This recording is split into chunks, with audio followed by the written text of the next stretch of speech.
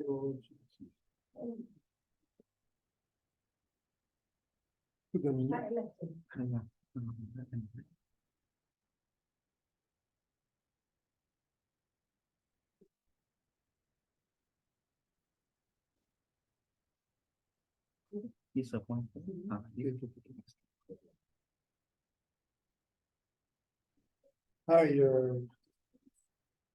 good morning.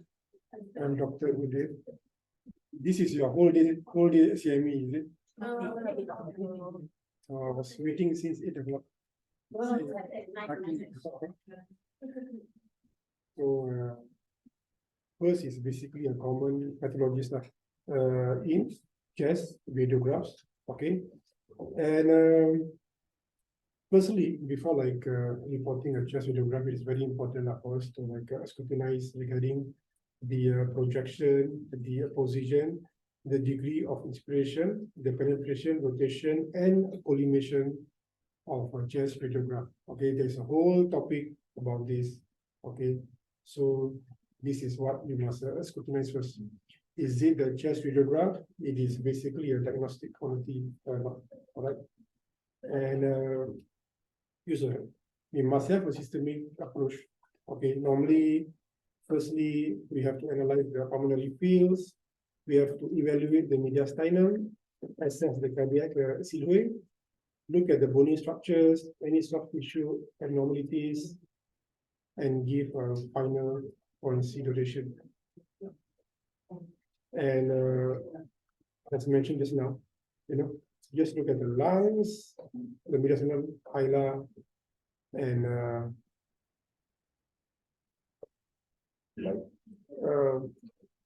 the most importantly, the hidden zones, basically, all right, which consists of the apical zones, the hilar, the retrocardiac. Normally, it is very common to get some retrocardiac consolidation or retrocardiac mass over here. And also, we must also evaluate below the diaphragm. Common findings below the diaphragm, if of course, normally we have like subdiaphragmatic abscess, okay, where we see it normally we will evaluate it further with ultrasound. And these are just a normal anatomy. Okay, I think all of you all know about it. Do you want me to explain? What is the... Yeah? So, basically, this is the paracardial line. This is the carina. This is the hilar. This is the right atrium. Okay, this is the costo-cranial angle. This is basically the breast shadow. This is the aortic knuckle. And this is the aortic pulmonary window. Okay, this aortic pulmonary window is a very important structure. Any obliteration of this aortic pulmonary window, normally the differential is any enlarged nodes or pulmonary arterial hypertension, which will have like further signs such as a third mogul sign and so on. Okay, chest radiograph, because I was given two topics, chest and abdomen, I have to summarize it. Chest radiograph per se, it is a lot. It is like quite wide. Okay, and left ventricle, and this is basically the cardiac angle and subdiaphragmatic shadow over here. Okay, and this is how a normal chest radiograph look like. Before looking at the pathology, we must look at hundreds of normal chest radiograph to know what is abnormal and pick up subtle abnormalities. This is how we are basically trained in our masters also. Okay, we must look for first is normal before we look at any pattern. Okay, and commonly, basically in I think casualty you'll see pneumothorax. Okay, which is basically what are the normal features is a visible visceral edge seen as very thin, sharp, and white line. Okay, there's no any lung marking seen peripheral to this line, and the peripheral space is basically radiolucent compared to the adjacent lung. Lung can be completely collapsed. Okay, normally there's no shift of mediastinum unless it is basically a tension pneumothorax. After looking at the pneumothorax, it's very important to look for subcutaneous emphysema or pneumomediastinum. What are the common signs we look for in pneumothorax is deep sulcal sign and also continuous diaphragmatic sign. So sometimes in your general supine punya radiograph, the pneumothorax, it is not very apparent. Okay, there are other, before going to CT, if it is needed, there are certain radiograph we can do different positions of the radiograph, such as we can do the lateral, the cubitus X-ray, and an expiratory chest X-ray, and also an erect chest X-ray. I will show you the examples. And for example, this is a supine radiograph. Anybody can see where is the pneumothorax, right or left? Just right or left? Only these two answers.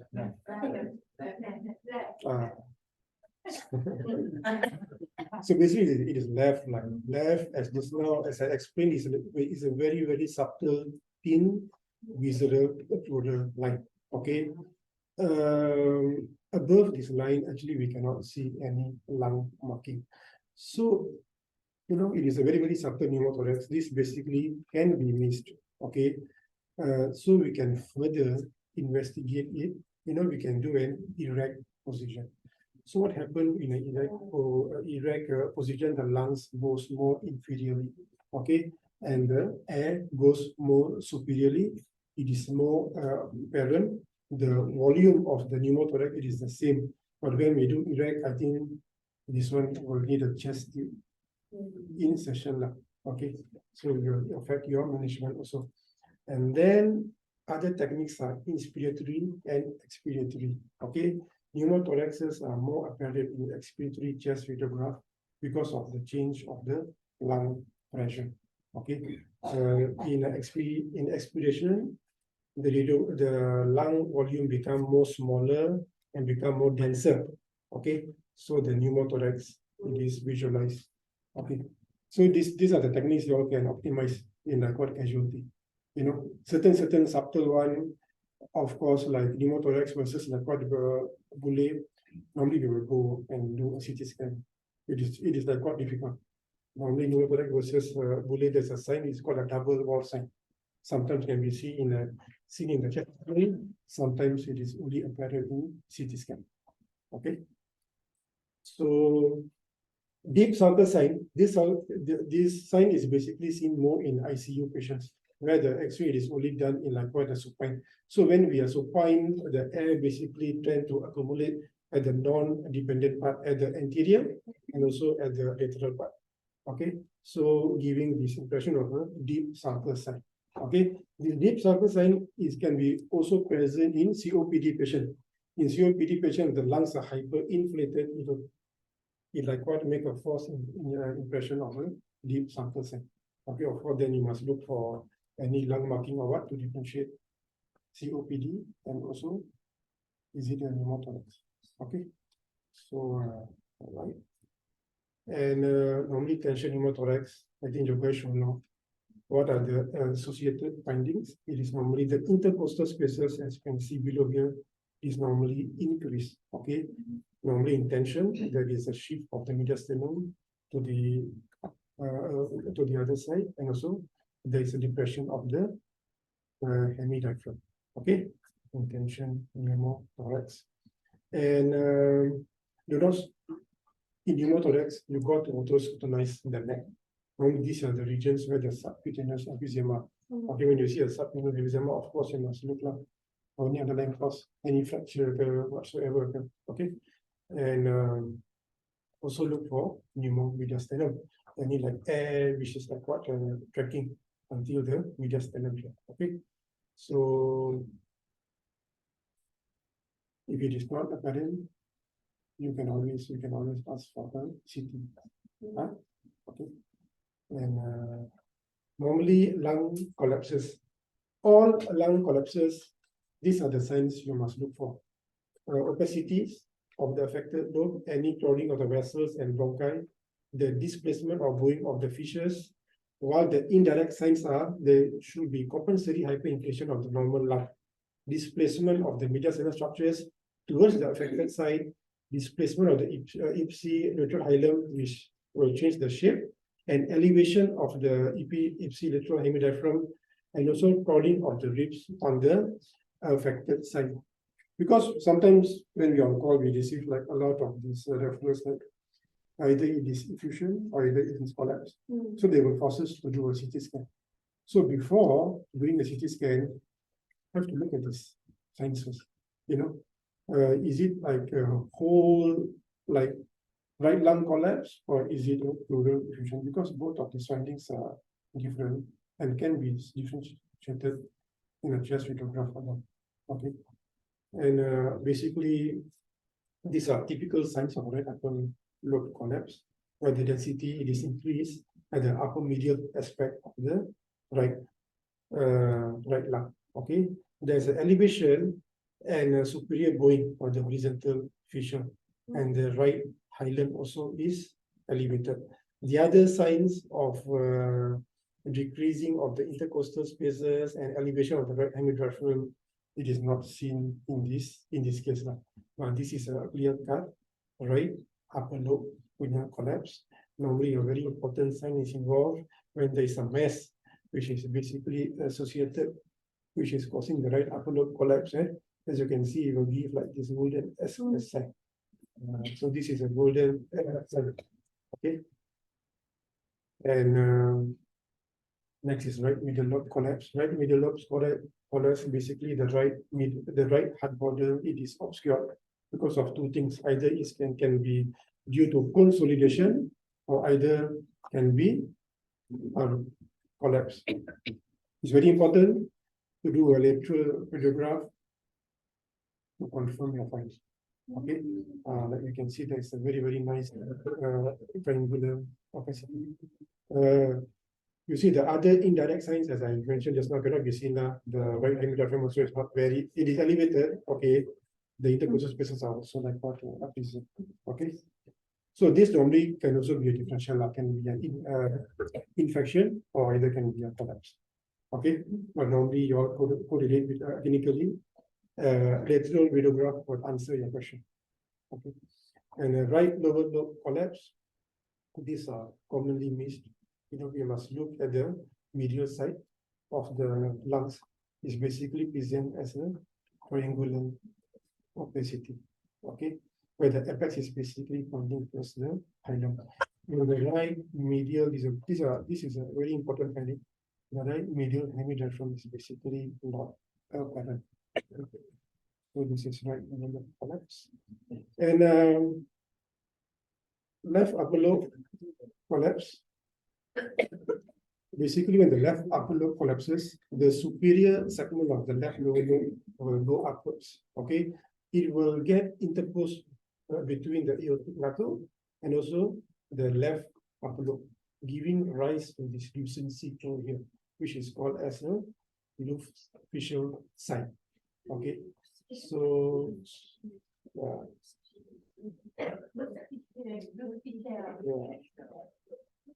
however you want to pronounce fissure sign. Yeah, so basically it's so look for the signs. Okay, and have you seen this before? Okay, sure. No, lah. Normally, okay, these are normally in radiology. These are the very apparent signs. These signs normally is present, but normally not as apparent as this. But like there is a possibility of some lucency, which get interposed between the aortic knuckle and also the elevated superior segment of the lower lobe. A very subtle thing also could lead as a fissure sign. So left upper lobe collapse lah.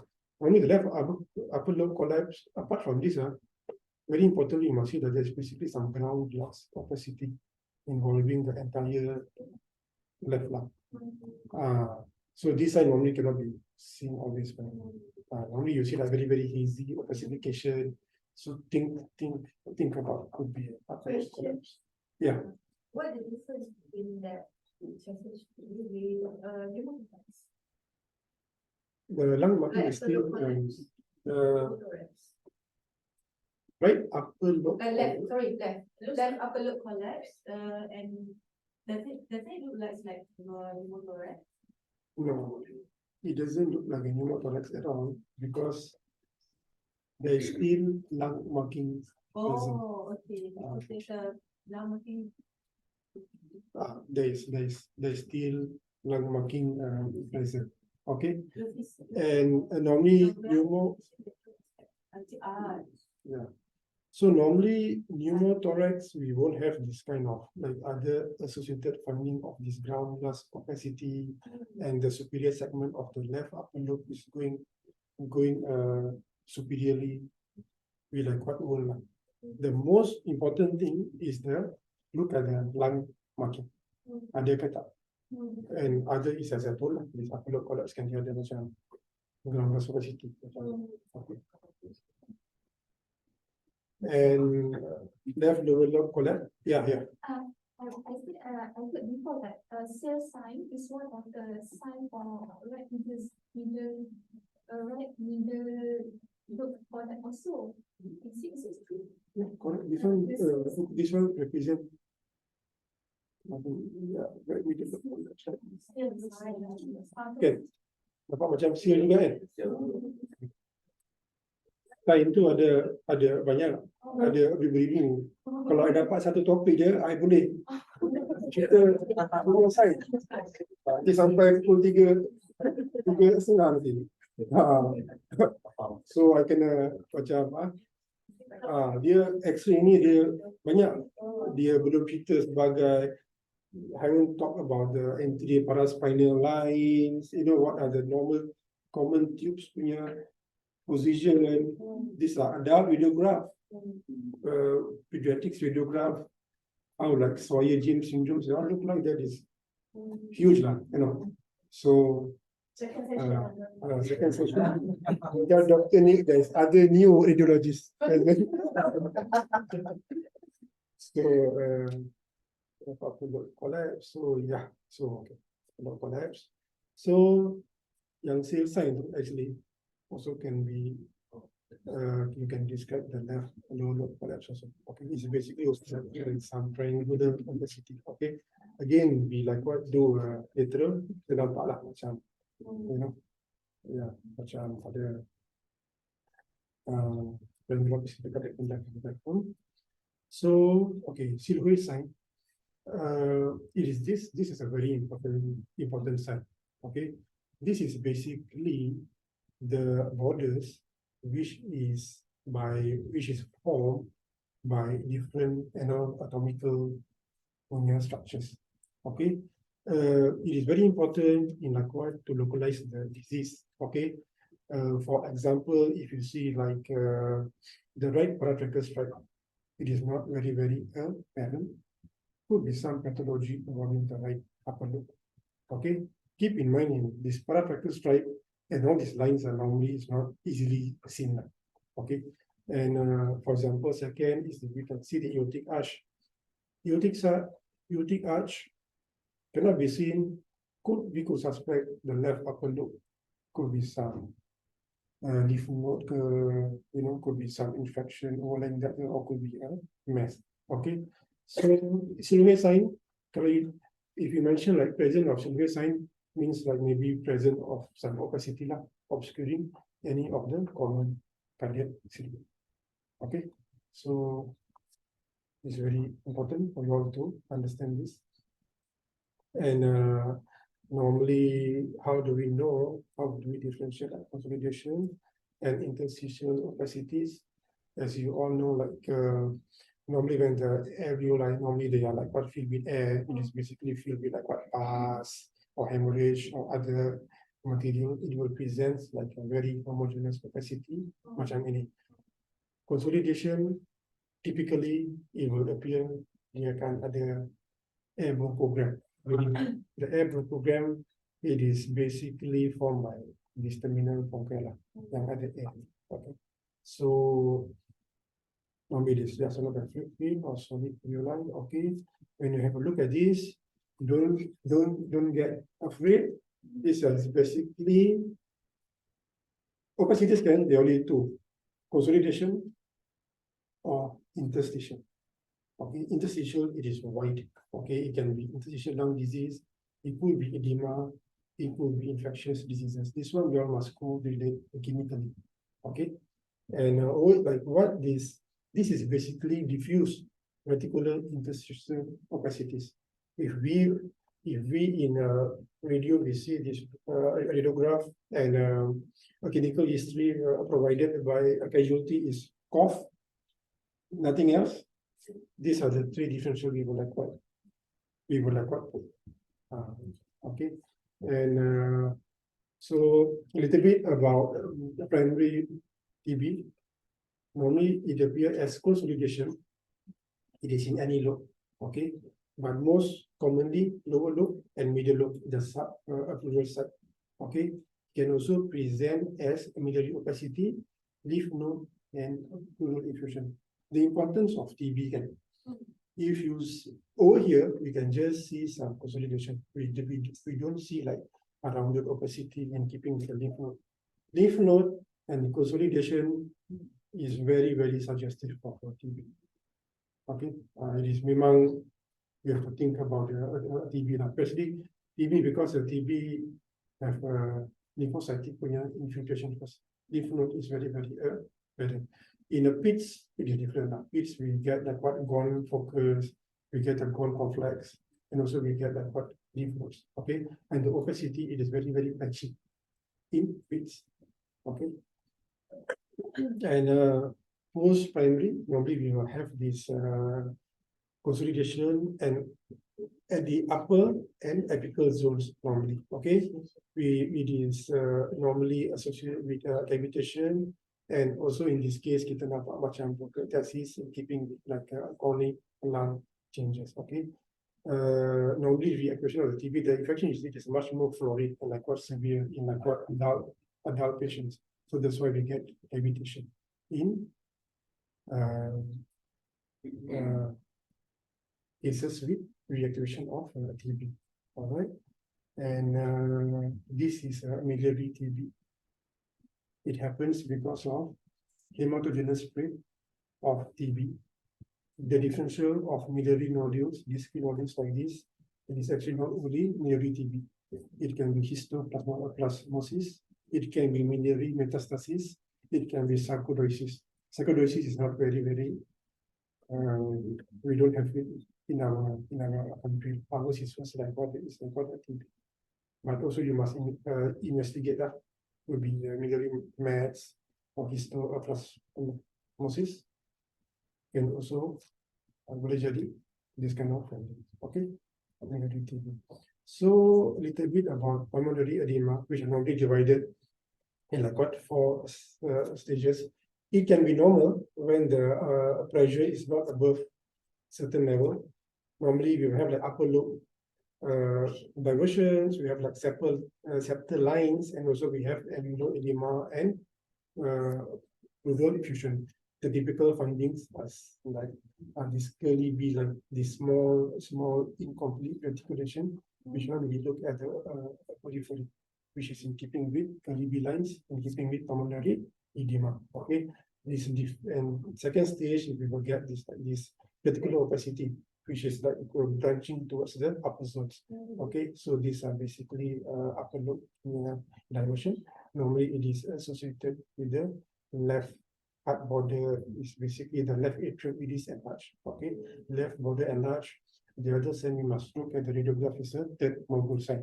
Okay, that one you can touch it nanti. So this one diffuse very high lah ni. It is the end stage, memang like very end stage of pulmonary edema. Basically we call it as a bad wings. Okay, and in an X-ray, when we look at the solitary mass lesion, we have to describe it accordingly to narrow down our differential. That's the, I think, that's the reason case. Nodule more than 3 is basically a mass. Margin well defined, ill-defined. Well defined is basically we are dealing with benign punya lesion. Ill-defined is basically a more suspicious punya lesion. Cavitating or not cavitating, cavitating mets, cavitating pneumonia, or maybe reactivation of TB. A calcified mass could be a previous old infection. Normally for radio, for a mass lesion, we will ask for a previous X-ray. Why a previous X-ray? We have to look at the stability. of the mass. Normally a benign mass, it won't grow in size. Okay, we have our doubling time.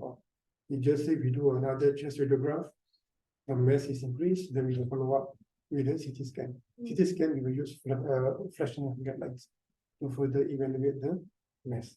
Okay, so also look for other accompanying solitary mass lesions. Okay, so the importance of this slide is how you all must basically describe a mass, the size, the margin, cavitation, calcification, all this, and give a differential. Okay, where we will evaluate that further. And then, how do we differentiate if it is a mass, it is based from the pulmonary or extra pulmonary? Okay, normally we have a look at an acute angle. Normally, kalau mass it is within the pulmonary, you have an acute angle. Okay, normally it kind of engulfs the pulmonary vessels, and the margin are basically not tapered. Extra pulmonary pleural based mass normally will have a more obtuse angle. More obtuse angle is more than 90 degrees, 90 to 180 degrees. The angle is much more widened. It basically kind of displaces the pulmonary vessels, and the borders will be normally incomplete. That is how we differentiate. It is a pulmonary or a non or extra pulmonary lesion. This one just leave it. This one is basically, I think, CT is more. Right? And yeah, these are basically multiple mass lesions. Only one differential in endowed, it is mass. Primary or secondary, the one you have to. I'm sure you don't have. These are basically we describe as a cannonball lesions. Okay. And this is a large pulmonary cavity. Okay, with the air fluid level. This is basically okay. When we see this, normally it's very, very important to look at the peripheral, the margin of this cavitating lesion. Is this thick or thin?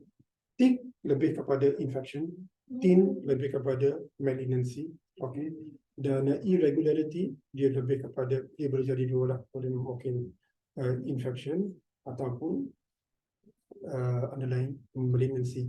In this chest radiograph, we can see there also other associated punya features like some patchy punya airspace or classification.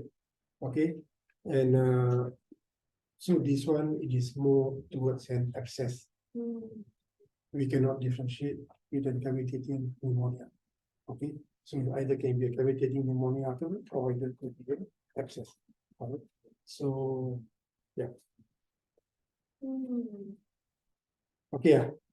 Okay. So Highland, these are most common punya pathology. Highland enlargement normally it's either pulmonary arterial hypertension. We look at the heart is not really alive. So this is very, very suggestive of pulmonary arterial hypertension or lymph node bilateral hydraulic adenopathy. You get this, you have to rule out TB. Okay, you have to work out for like what TB. You get this, normally you ask the primary team to further evaluate with like what echo, you know, how's the heart size and the pulmonary arterial hypertension. So mediastinum divided into three: anterior, medial, and posterior. So these are basically the common mediastinum punya lesion. So a very important sign we look to differentiate the mass is located at which mediastinum is the Highland overlay sign. Highland overlay sign refers to the preserved visualization of the hilar vessels, which when we see the hilar vessel means the mass, it is not localized in the medial mediastinum. For example, this one we can see again, there are presence of pulmonary vessels. Okay, so the mass is either anterior or posterior. How do we differentiate anterior or posterior? We look at the next sign, which is called a cervicothoracic sign. Okay, so cervicothoracic sign dia ada dua, dia ada positive cervicothoracic sign ataupun negative cervicothoracic sign. As we all know, the anterior mediastinum tu normally dia sampai the superior border of clavicle saja. Okay, it won't go above the superior border of the clavicle. And we can see the upper border of this mass, it is not very nicely visualized. Okay, so this one we will put it as a positive cervicothoracic sign, which is normally the mass is located at the anterior mediastinal mass. Okay, so if a negative mediastinal mass, normally the posterior mediastinum dia akan lebih, it basically it goes above the superior border of the clavicle, and the upper borders are very nicely seen. Okay, so this one we call it as a negative cervicothoracic sign. Most likely it is in the posterior mediastinum. Of course, all the mediastinal masses we have to do a CT scan. Okay, but in in X-ray we have to like what, try to differentiate the anterior ke medial ke posterior. Okay, and basically not all posterior mediastinal mass will look like this. It will also have this kind of resemblance where we have to do a lateral radiograph. So kita nampak lah dia lebih kepada posterior mediastinal.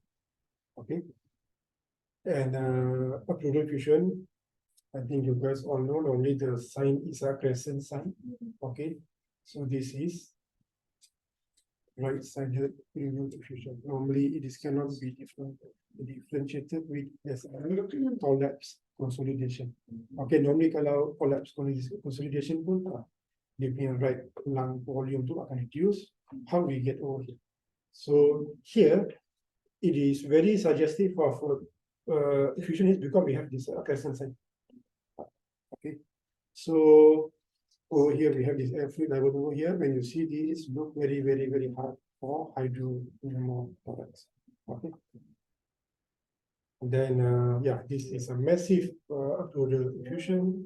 Okay, normally we get this one a lot. Need to differentiate it with lung, with the entire lung collapse. If the opacity is so diffuse, normally in a collapse we will get the mediastinal shift towards the right, and the trachea shadow also normally will go towards the right, and the collapse will basically associated with rib crowding and also the elevation of the right hemidiaphragm, which is not seen in this study. So it is a clear-cut pleural effusion.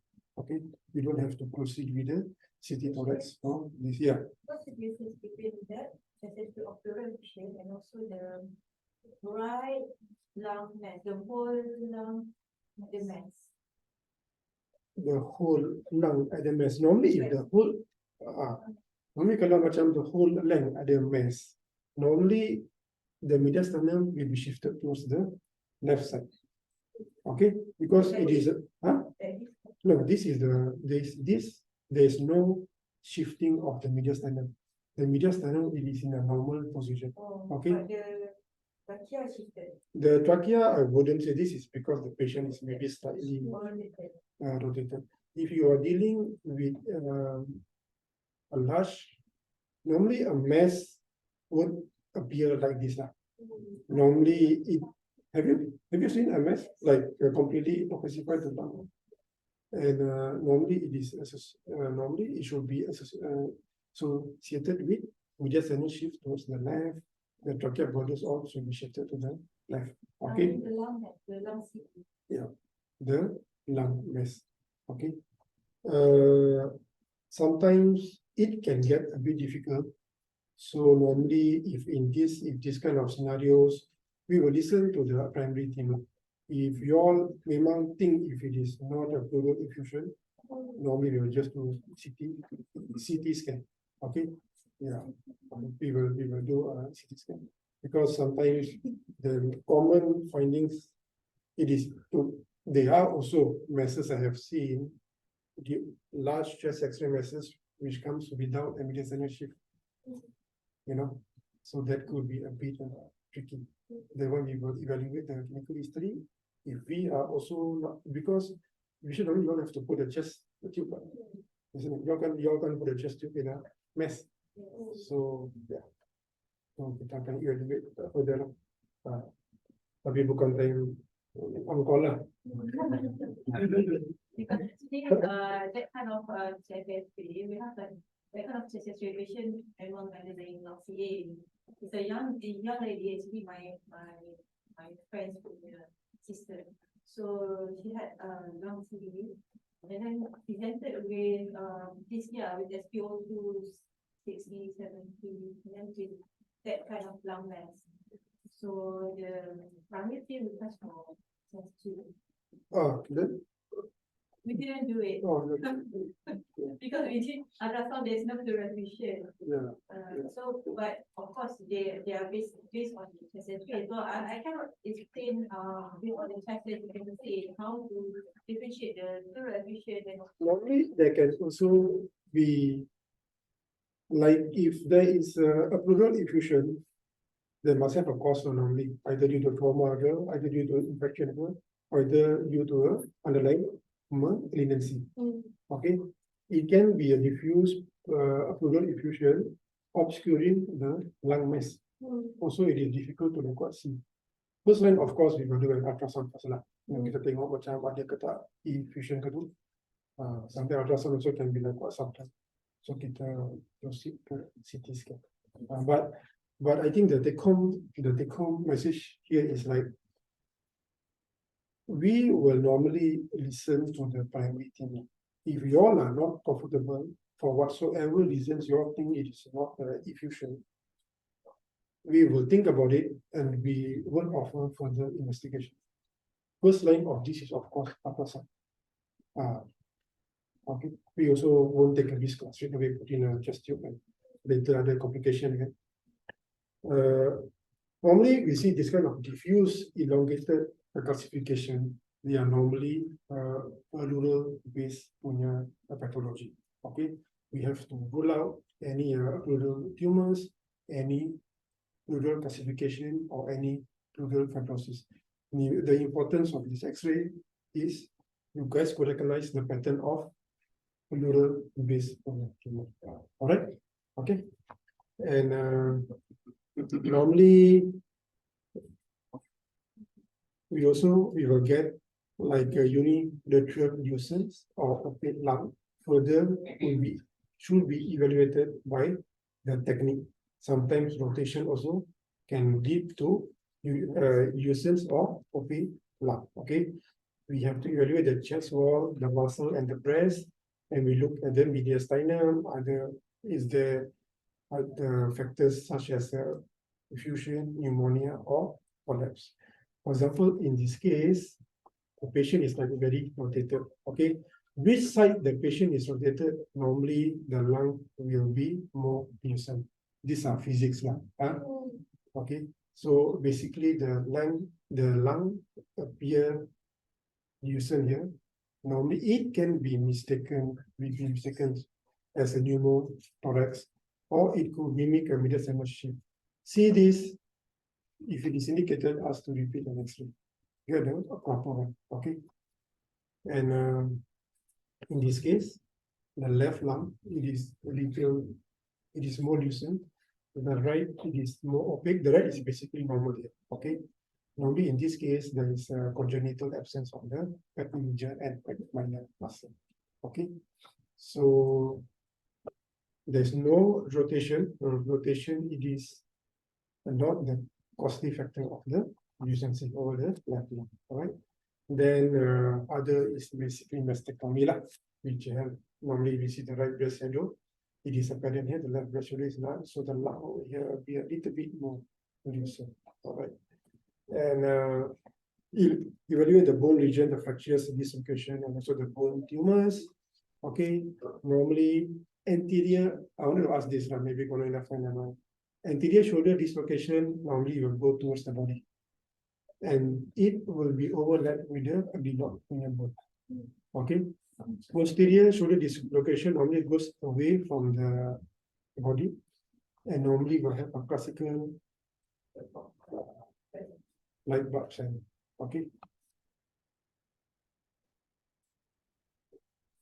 So this is an oblique radiograph. Normally it is done in an with suspension of the rib fracture. I had a case yesterday.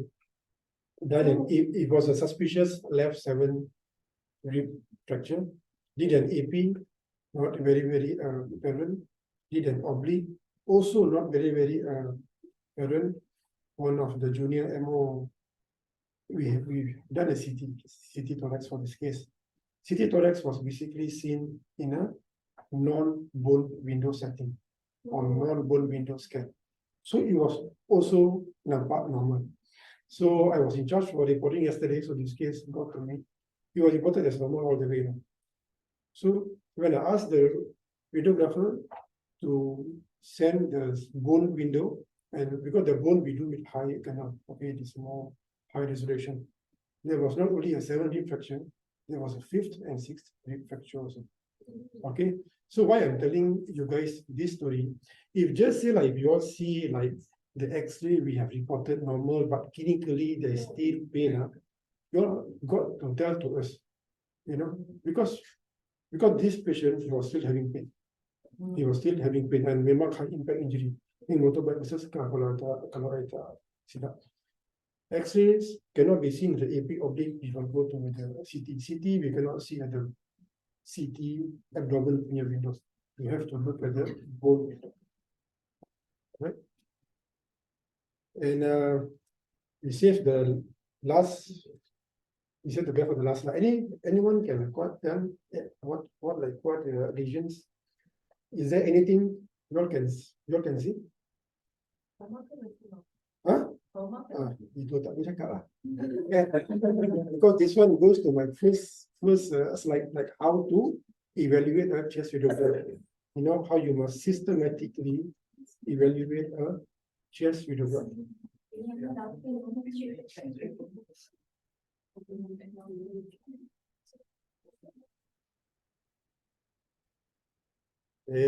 Apa? Ada. Lapar dah ni. So as we can see, like at the first, second, third, fourth, fifth, sixth, seventh, eighth, ninth, there is this peripheral rib lesion over here. Okay. This one we will describe as a well-defined lytic lesion with a narrow zone of transition with a ground glass opacity. Okay, it is narrow zone of transition indicates this lesion is more towards benign, not malignant. Common differential of this are maybe eosinophilic adenoma or can be also enchondroma. Enchondroma normally have calcification. But what you put up with X-rays, whatever the indication is, you've got to scrutinize everything. To not to miss this. Okay. Can I go back now, or you want to see the abdominal X-ray? So okay. So kita habiskan semua ini. Kita I guru aja kita continue I pun tak nak.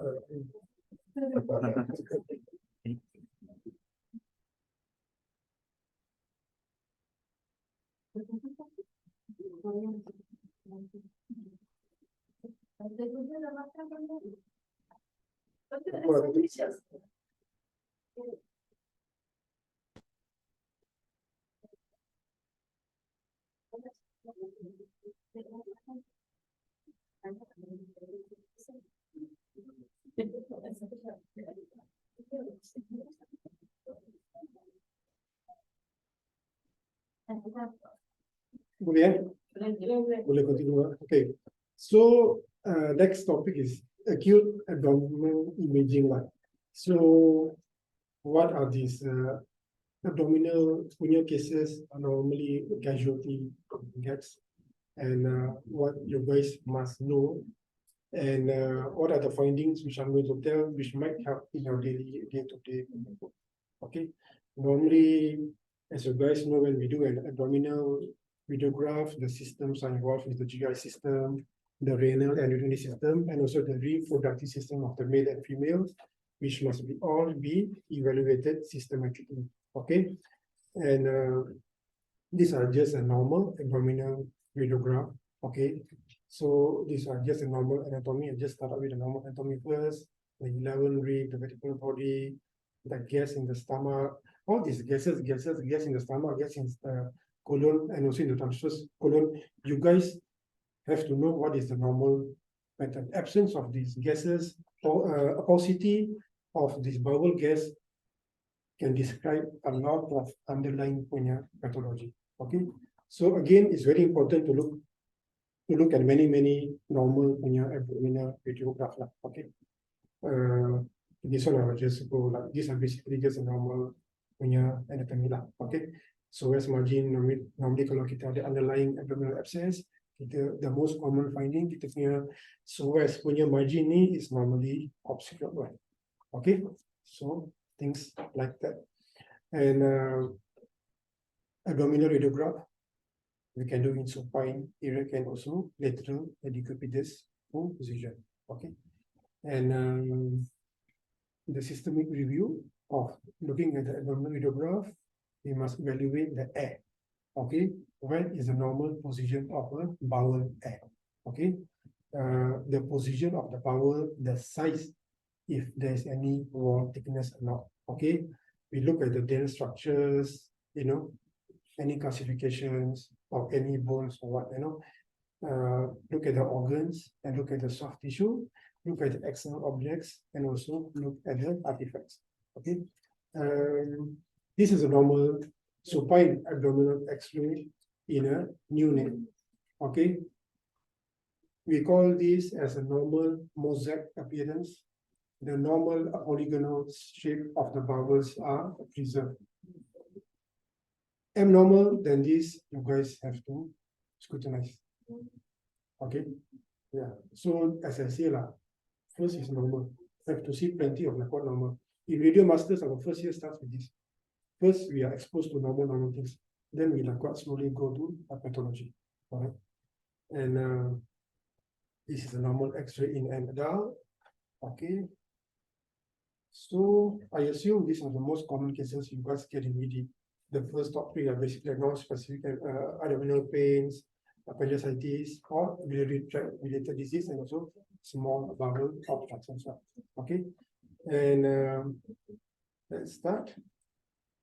Okay, case one is basically a 67 years old woman presented to surgical ward with distended abdomen and vomiting. So this one we just have some little bit interactive session. Maybe you can just tell what are the signs and what is the diagnosis. That's all.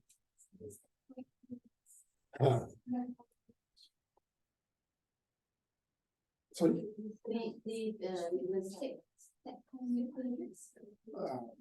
No, this is not a step. Step coin. No, this is not a step coin in your appearance. So this is basically the diagnosis is bowel obstruction. Which bowel obstruction? Over here it tells you small bowel. Why small bowel? We have the valvular convenience site. Okay, the valvular convenience is nicely seen here. Okay, so this is a central bowel dilatation. So it is a small bowel. Okay, when you look at this, don't stop here. You have to look what are the causing factors. Okay, the most common factors are hernia. Okay, any bowel below the level of the inguinal ligament. Okay, indicates hernia, would explain the bowel dilatation. Any gallstones. Okay, could be a gallstone yes, or any mass. Okay, if all these features are none, we suspect of any surgical history could be due to adhesions. Okay, so the description is basically multiple dilated loops of small bowel located at the central abdomen. Yes, it's basically not seen in the Dutch bowel over here. No hernia, no like one gallstone, you know. So basically a small bowel obstruction further have to be evaluated by a CT scan. Okay. And these are the common causative factors. All right. And these are all the common finding of a small bowel obstruction. Okay. The lateral bowel loops, which are at the center, okay, more than 3 centimeters, the valvular collimators is normally very, very apparent. Air fluid level, okay. We can also appear as a gasless abdomen and also string of pearl sign. These signs later I will show you. It is not seen in this videograph. So these are all the signs which one must look for. Okay. And this is the example of a large bowel obstruction. Okay. So, okay. And apart from that, normally we will use this 369 rule. More than 3 centimeters for small bowel, large bowel more than 6 centimeters. Appendix we take about 6 mm. Cecum is about 9 centimeters. These are considered as dilated. Okay. If it is 6 centimeters also, consider it as dilated. Okay. And second case, 7-month-old boy, poor feeding, vomiting, and abdominal distension. Maybe we can ask you to try. Can you try? Oh. Just what is the sign? If you okay, what is the sign?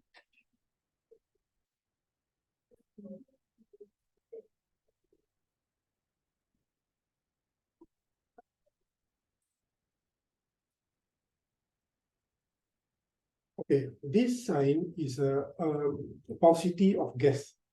A paucity of gas means there's very, very less gas in the abdomen. Okay, and there is another sign here. What is another sign? I just show to you now. This one, what is this sign?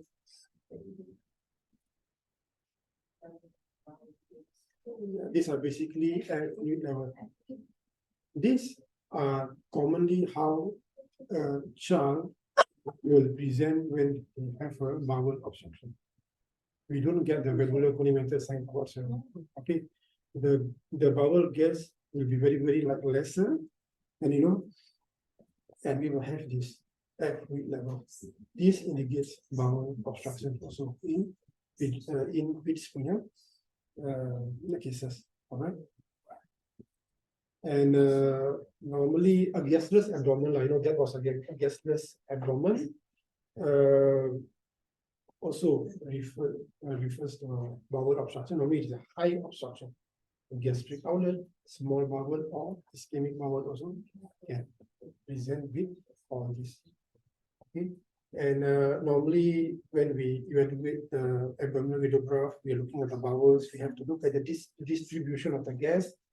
Bowels are dilated or not, any air fluid level, any one sign of it can be present. Okay. And case 3, 35 years old female with chronic diarrhea, sometimes bleeding with tenesmus, pain, and fever. What is this?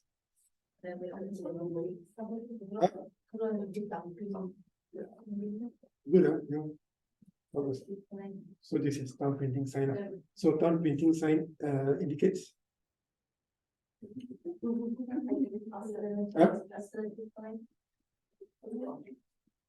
Yeah, tongue printing sign indicates 2 things like infective colitis or inflammatory colitis. Inflammatory colitis is the most common one, is ulcerative and Crohn's disease. Talking about inflammatory, if you're thinking about ulcerative and Crohn's, the other thing we evaluate is both the sacral iliac joint. Normally in ulcerative colitis and Crohn's disease, we will have bilateral symmetrical sacroiliitis. Okay, so these are the signs. Okay, so this one is very young. The more important is this one. Shouldn't miss this. It's basically a tongue printing sign. It's quite common. All right. So okay, and what is this? Sorry. Yeah. This is a toxic megacolon. This is basically emergency complication of inflammatory bowel disease. Okay, over here also we can see some round opacities. Basically, they are the mucosal islands which indicates then bowel inflammation. So this is a toxic megacolon, very, very dilated bowel. This one is an emergency. Okay. So another case, 41 years old male with acute abdominal pain for 2 days. So what is the diagnosis? Yeah, this is a pneumoperitoneum. What are the three signs which indicates pneumoperitoneum in this abdominal peritoneum? Okay, there's a regular sign. All right. Later I will show lah. Later I will show you. Second sign.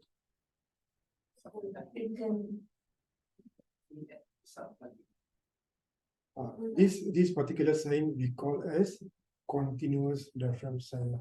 Okay. Why we say continuous? Because normally the medial hemidiaphragm in your body is not apparently seen. Okay, but in a air, we can the entire hemidiaphragm outline can be nicely visualized. So we put as a continuous. There's a third sign. What is the other sign? The other sign is the loosened liver sign. The liver appear to be loosened. So is a loosened liver sign. Pneumoperitoneum got 10 signs. These are the common signs which one is commonly present in a pneumoperitoneum.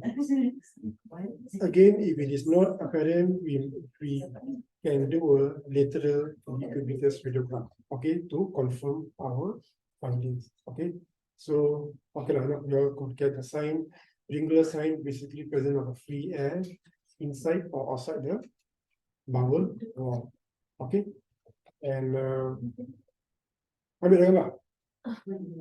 Jangan ambil gambar saya pula. So the three major findings, as I mentioned earlier, free air beneath the diaphragm. It is a continuous diaphragm sign. If you see the air between, like both sides of the bowel, is basically a regular sign. And also sometimes you can get a football sign and also a falciform ligament sign. And this is a football sign. Okay, this is basically resemble American football, the rugby ball. Okay, and this is a falciform ligament sign. Look at the sign; it's basically a pneumoperitoneum. Do not miss this. And normally, if you all suspect perforation, even though it is an abdominal X-ray, you all can also ask for a chest X-ray to look for any air. Okay, and the below the diaphragm, which is actually a more, it is better seen in a chest X-ray also.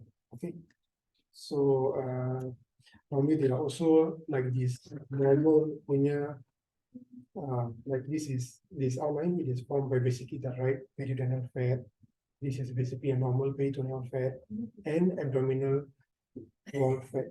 Don't confuse this with any peritoneal. Okay. So,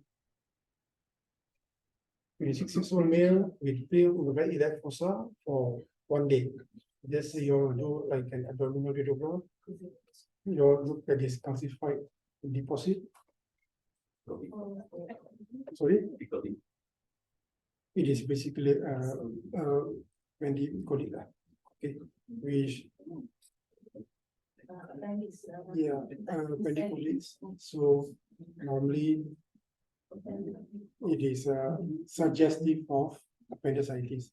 Abdominal X-ray should be not used to diagnose appendicitis, but these are the findings which one you all can get if you all perform an abdominal X-ray to look for other causative factors of the right iliac fossa. Any calcified deposit at the right iliac fossa or the central abdomen here could also be a mesenteric lymph node. Would be explain mesenteric adenitis. Could also explain the patient symptoms. Okay. Don't tell that I tell to you all to do abdominal X-ray for appendicitis. So these are basically clinical. Okay. So yeah, so it is not normally visible on abdominal X-ray, and it is not basically is not used to diagnose appendicitis. Okay, and. Another case, 60 years old with abdominal pain and vomiting. Valvulus. So this is what valvulus? Sigmoidal or cecal?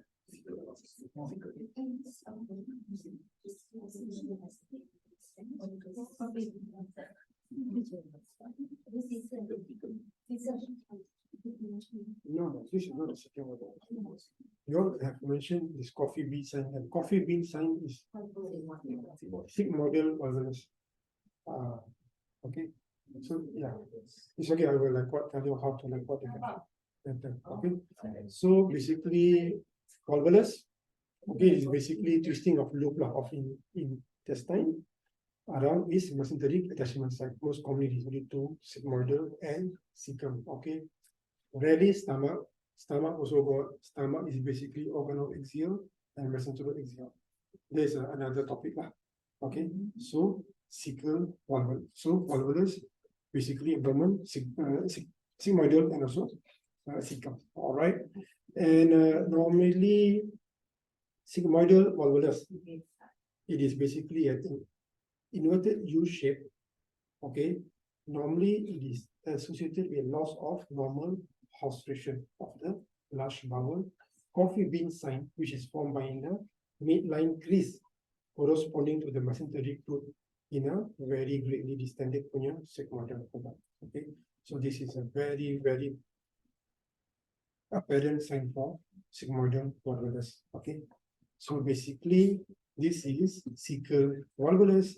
The normal obstruction of the large bowel is normally still preserved, and the bowel loops is normally lebih pada left upper quadrant. Okay, and normally we see at fluid level. And normally how do we differentiate? Basically, as I mentioned, cecal valvulus dia akan lebih kepada left upper quadrant, dia punya apex. Kalau sigmoidal dia akan lebih kepada right. Ostra is present in cecal valvulus. Sigmoidal dia akan lost.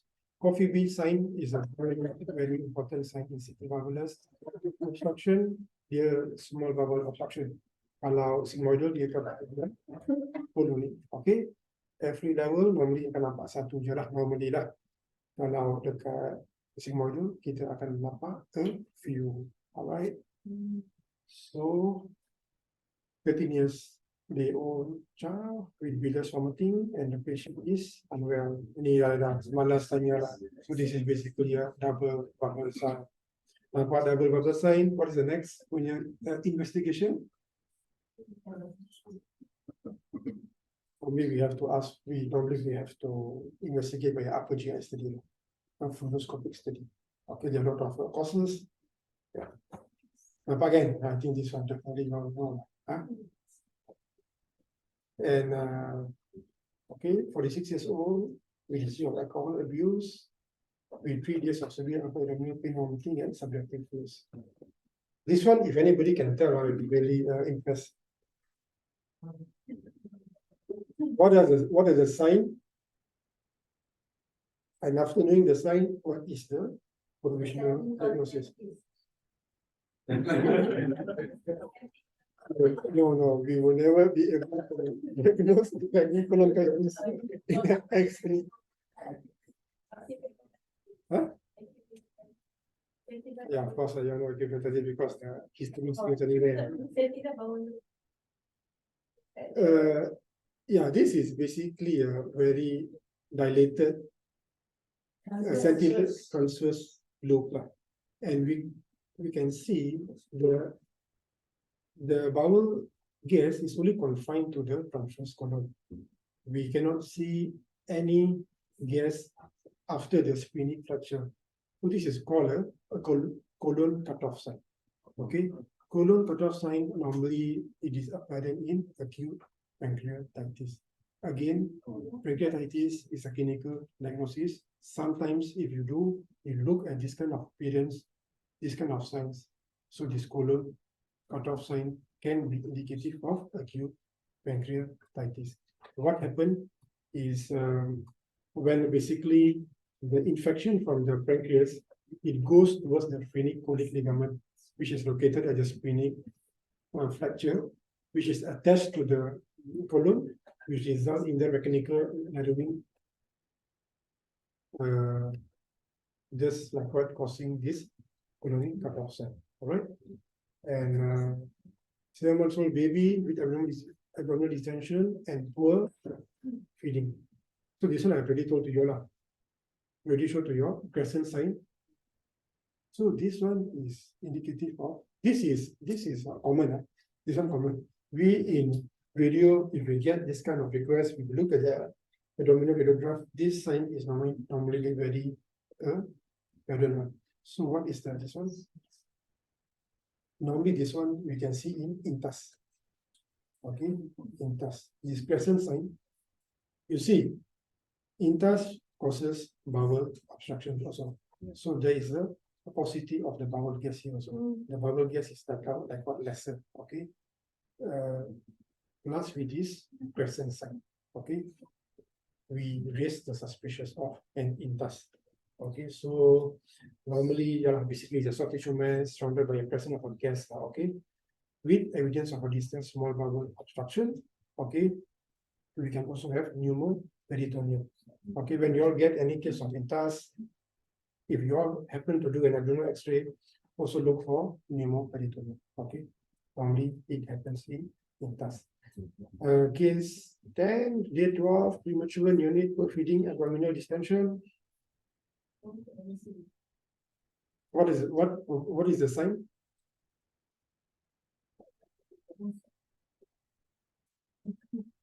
This one is very common here.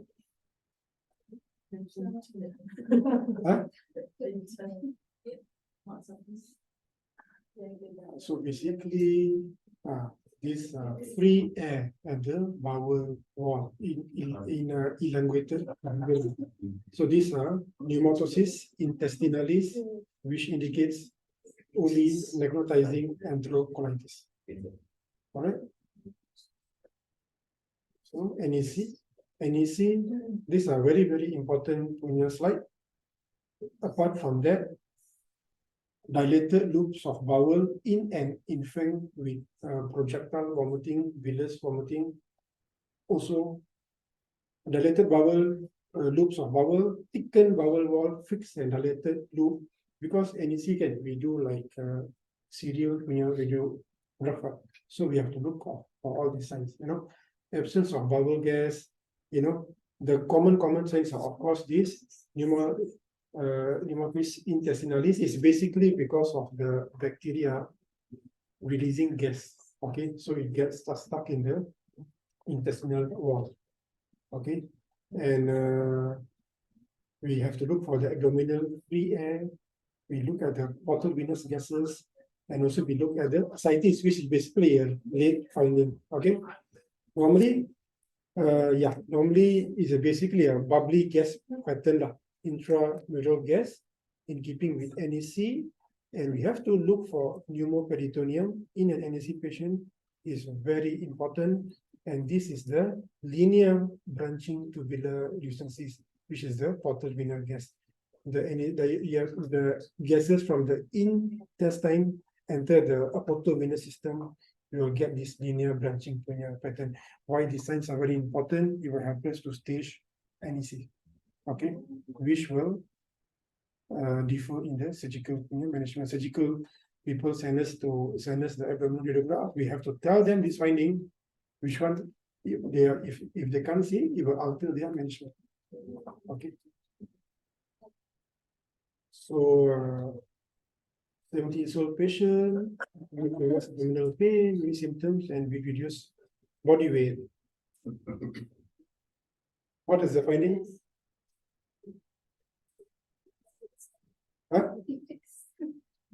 Apa saja?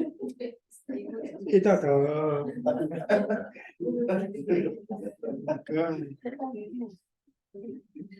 Sorry?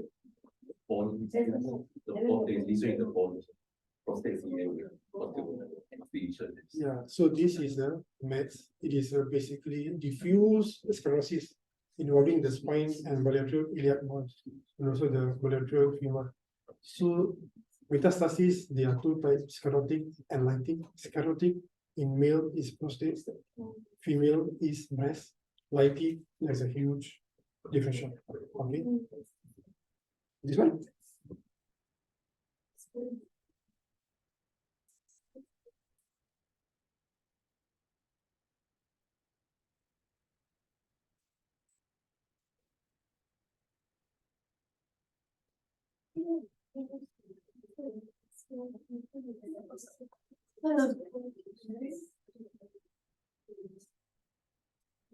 There. Huh? Okay. So this one is diffuse lytic lesions involving all the bones. Okay. When you look at this diffuse lytic lesion, two top differential metastasis or multiple myeloma. Metastasis and multiple myeloma comes hand to hand. Okay, myeloma is basically a primary bone cancer. Max, you have to look. You have to investigate. So, okay. Wait.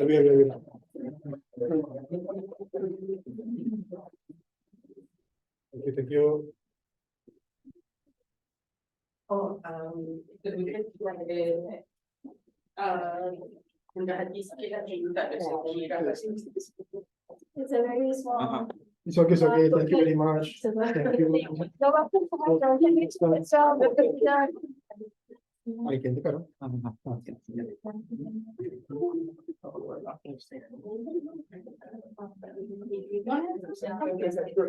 Ada